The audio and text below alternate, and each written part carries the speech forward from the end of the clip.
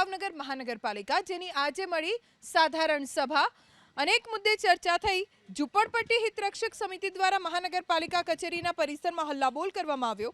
ભાવનગરના બોર તળાવ ગઢેચી નદીનું 70 કરોડના ખર્ચે શુદ્ધિકરણ પ્રોજેક્ટ હાથ ધરાયો છે, જેને લઈ બોર તળાવથી કુંભારવાડા વિસ્તારમાં ગેરકાયદે 800 જેટલા મકાનોને તોડી પાડવા માટે નોટિસ અપાઈ છે। આ મામલે વિરોધ થઈ રહ્યો છે। અગાઉ પ્રદેશ કોંગ્રેસ પ્રમુખ શક્તિસિંહ ગોહિલે પણ ગરીબ લોકોની વહારે આવી ભાવનગરમાં રેલી કરી હતી। મકાન ન તોડવા મ્યુનિસિપલ કમિશનરને લેખિતમાં રજૂઆત કરી હતી। જો કે મહાનગરપાલિકાએ કોઈ નિર્ણય ન લેતા સ્થાનિક લોકોએ મનપા કચેરીમાં ઉગ્ર વિરોધ કર્યો। વિરોધ કરી રહેલા કોંગ્રેસના નેતાઓ અને સ્થાનિક લોકોની પોલીસે ટીંગાટોળી કરીને અટકાયત કરી।